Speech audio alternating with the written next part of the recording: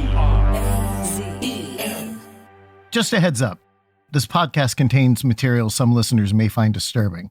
There's violence, strong language, and drugs right from the start.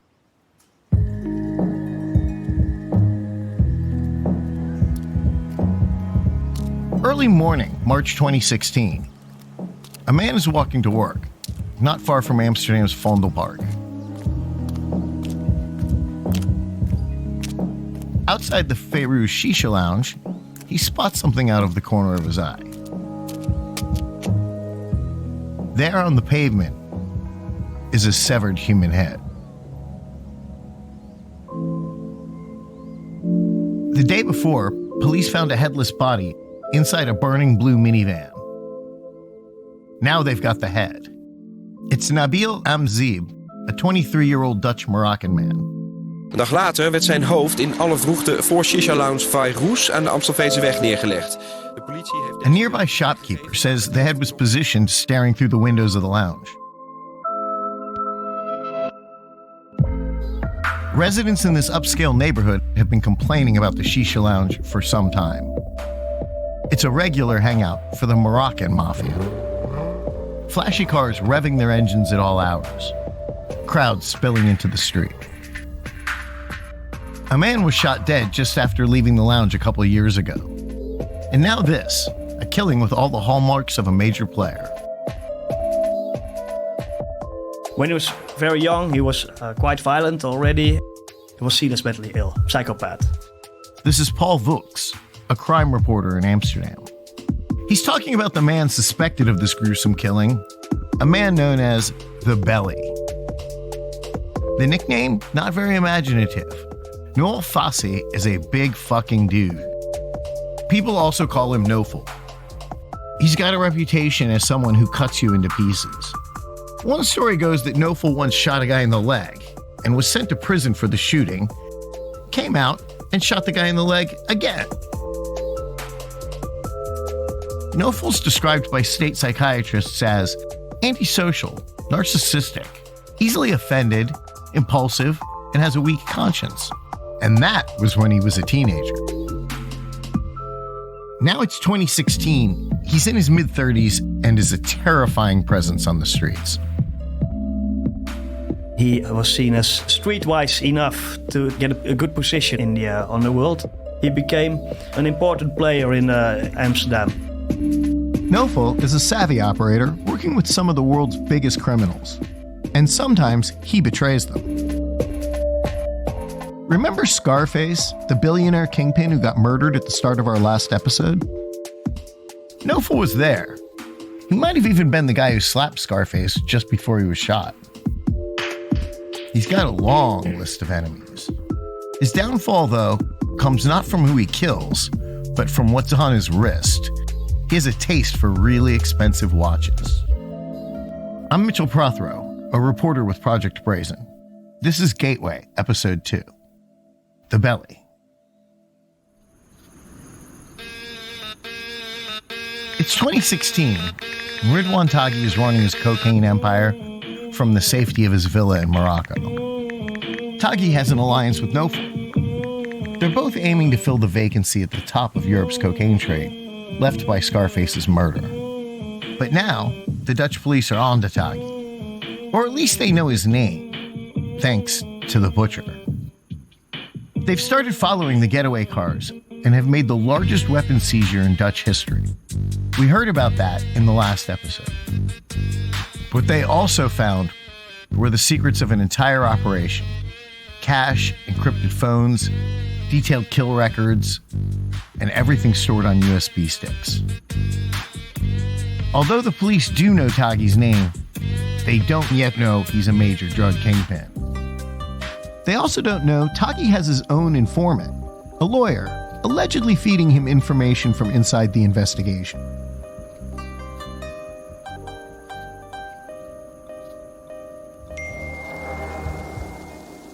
That source has told Taghi that his organization's been compromised.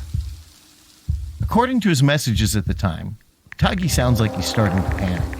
Unbelievable. Money, keys, fucking amateur shit. And they found tracking devices. And now everybody's in for it. Can the cops put all the pieces together and track him down? If this stops us, we're in deep shit, sir. For real. Taghi responds, as he often does, with violence. His target? Anyone who has spoken to the cops.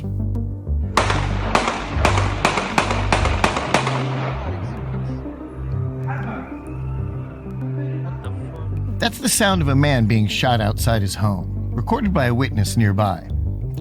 The victim is a Dutch Bosnian criminal. He'd been questioned by the cops and was going to make a statement about Taghi. Now he's silenced for good.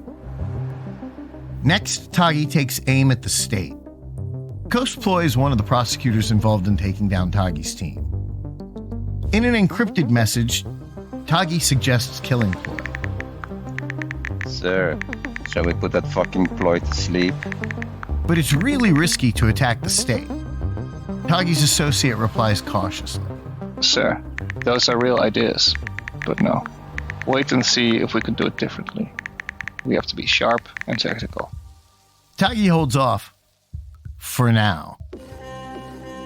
Meanwhile, the Dutch police have a puzzle to solve. They have some of the pieces.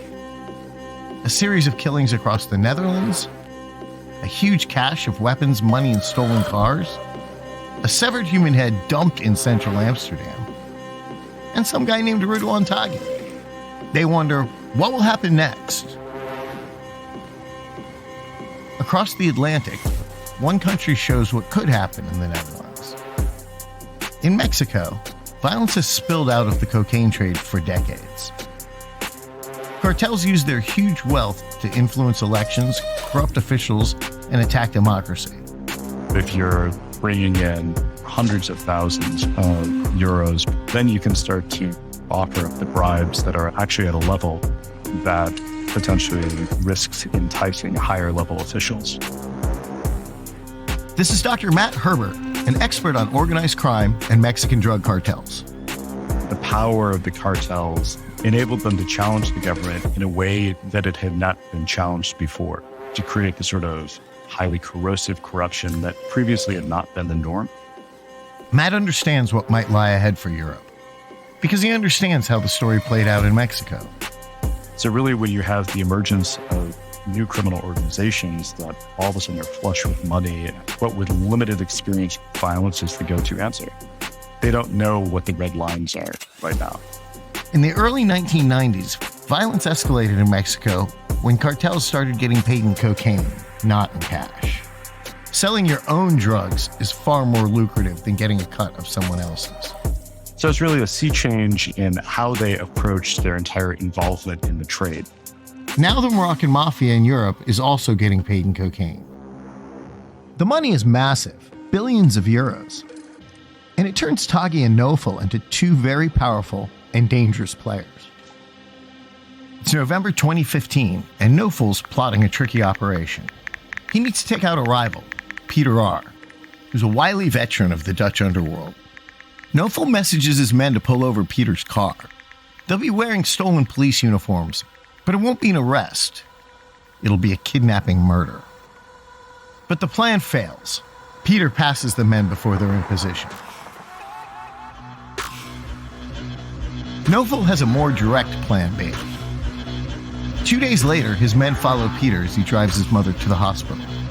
Once Peter's alone in the car, the men rush at him with Kalashnikovs.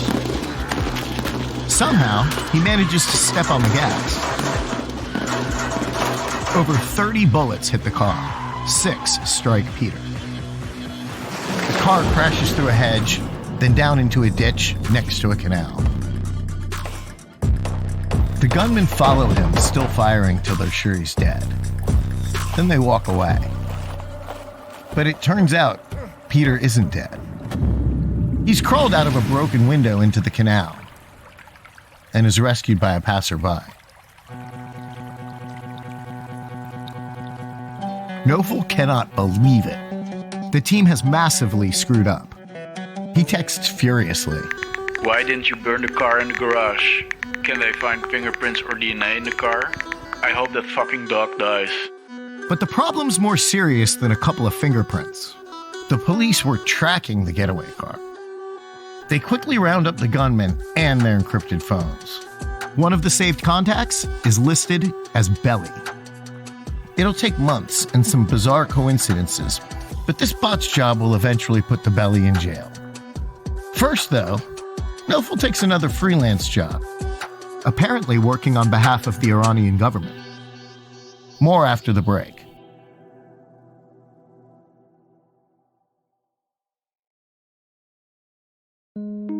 Ali Mahmed, an electrician, is living a quiet life in the Netherlands with his wife and son. He was a man who seemed to be a normal house father.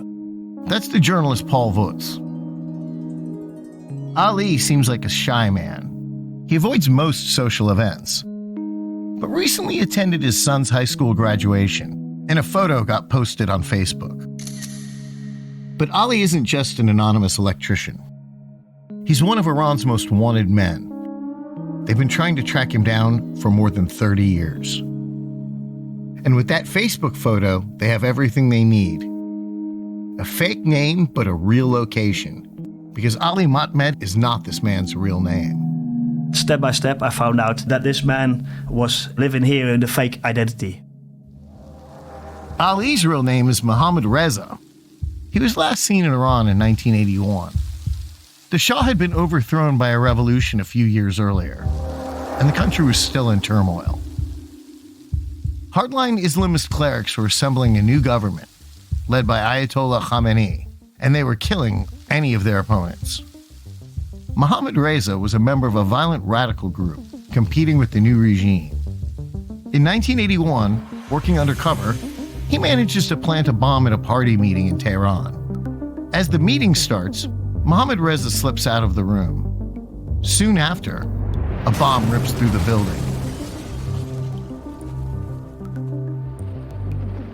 73 people are killed. The current supreme leader of Iran, Ali Khamenei, is badly injured. It's the deadliest attack in modern Iranian history. Mohammad Reza escapes to Europe and settles in the Netherlands as Ali Mahmed. The Iranian regime sentences him to death in absentia. Now, 34 years later, they found their target. To get the job done, the Iranians allegedly turned to an unconventional solution. A man who's happy to kill for money. It's Taghi's close ally, Noffel, the Belly. How would Iran find Noffel? Maybe via Hezbollah. That's one of the theories. Or maybe because if you come to Holland and you ask around who will assassinate people for me, they'll direct you maybe to Noffel. Noffel messages a hitman. Got a nice job for you. Why he has to sleep, I don't know. And I don't even want to know. 7 o'clock in the morning, he goes to work. One cold December morning, 2 gunmen dressed in black shoot Mohammad Reza point blank in the head. They drive off in a blue BMW. This killing baffles the Dutch media, who don't know this quiet electrician's real identity. It's Paul Voets who finally reveals the full story. I did a lot of research on this assassination because there was something weird with it. I was trying to find out who is this guy. And when I published, his name was all over the world.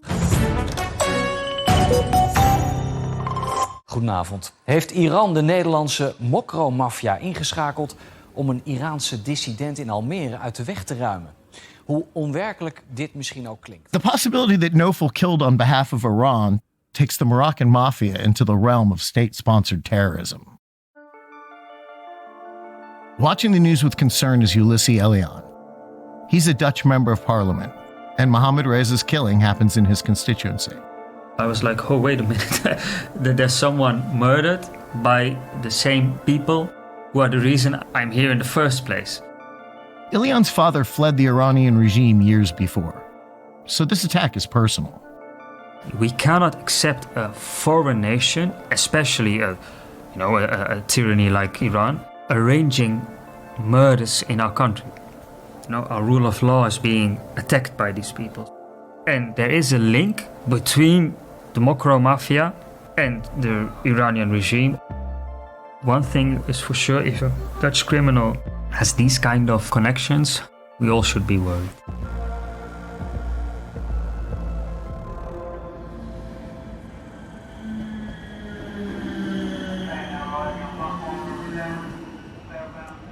After the botched attempt on Peter R's life and the successful hit on Mohammed Reza, Noffel's laying low. He's in Dublin, traveling under a fake passport. He was pretty relaxed here in Dublin and living quite openly as such. Nobody would have known who he was. Here's Nicola Tallant, an Irish investigative journalist and editor with the Sunday World. He went to the zoo for a day, had a few days out. He was kind of fairly settled here and was obviously wanted in the Netherlands, but the Kinahan organisation offer him this safe house. Noffel has close ties with the notorious Irish crime family, the Kinahans. When he arrives in Dublin, he stays in a luxurious Kinahan safe house. The group now known as the Kinahan Organised Crime Group really started out here in the late 90s as street dealers, and within 2 decades they have, as the US Treasury Department told us, built a nest egg of at least $1 billion. Accused in multiple countries of drug smuggling, the Kinahans are considered world-class money launderers. They're constantly trying to come up with new ways to make even more money, and of course the only way to do that is to join forces. The Moroccan Mafia, the Kinahans, the Italian Camorra, and other players forge a loose alliance based out of Dubai. That is a huge power. You set the price, they have their connections with the Colombians and others that they're dealing with, and they have massive amounts of money and they're pulling it all in. Noffel gets comfortable in Ireland, but then there's a raid on a number of Kinahan properties, safe houses of theirs. The Irish police have a search warrant for a luxury apartment the Kinahans are known to stay at when they visit from Dubai. But today, someone unexpected opens the door. He is this sort of overweight Dutch Moroccan guy with a false passport. They don't really know who he is initially. The man says he's visiting his girlfriend for a couple of days. But the large man has nearly 13,000 euros in cash. And on his wrist is a very expensive watch. He's got 3 of them, valued at 90,000 euros. Then the cops look down and notice his shoes. He's wearing 800 euro designer sneakers. The man turns out to have 2 fake IDs on him. One Belgian, one Dutch. Each in a different name. Who is this guy? And why is he staying in a Kinahan safe house? The police pull him in for questioning. Fingerprint checks reveal the man's real name. It's one of the Netherlands' most wanted criminals. Noffel Fassih, the Belly. This is a major criminal from the Netherlands who is right at the heart, and probably at that point he's certainly up there in the structure as one of the boss of bosses of that organisation. The Dutch judicial system creaks to life. Warrants for Noffel's extradition arrive. But Noffel is relaxed, described by the Irish police as amiable and pleasant, not a care in the world. But then Noffel's demeanor abruptly changes. He becomes agitated. A new warrant has arrived. This one cites his involvement in the botched killing that we heard about earlier, where Peter R. crawled into a canal to escape. I hope the fucking dog dies. Now the Irish police know the real identity of the Belly, and he belongs in the Netherlands. They move Noffel to their highest security prison pending extradition. But even this place apparently isn't secure enough to hold a man like Noffel. There was a kind of an emergency plan put in place, and the Dutch sent a military aircraft into Ireland to collect him, and we waved him goodbye. Back in the Netherlands, Noffel is tried and convicted in 2 different cases. One for the attempted killing of his rival, Peter R., and the other for the killing of Iranian dissident, Mohammed Reza. One of the most wanted men in the Netherlands is behind bars for life. While Noffel's in prison, Ridouan Taghi packs up and leaves Morocco. Taghi needs a safer place to work with less risk of extradition to the Netherlands. He's looking for somewhere the authorities will turn a blind eye. He's moving to Dubai. You don't have heavy-handed regulators. This is Alex Yearsley, a private investigator and expert on money laundering around the world. It's very light touch. It's a wonderful place to do business of all descriptions. It attracts a lot of interesting people.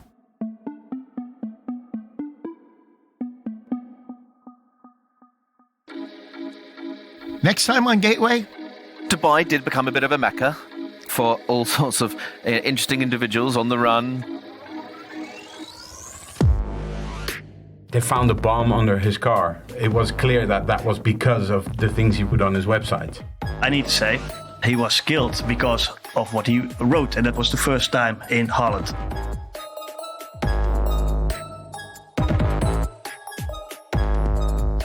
thanks for listening.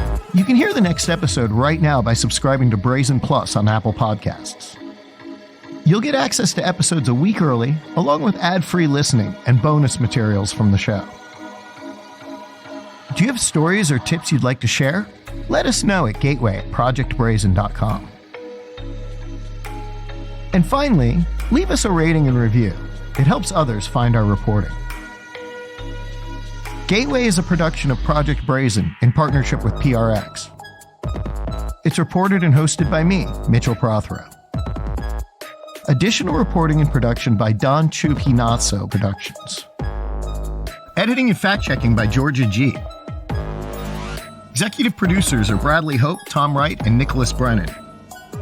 Special thanks to Sarah Hertz and the whole team at Project Brazen.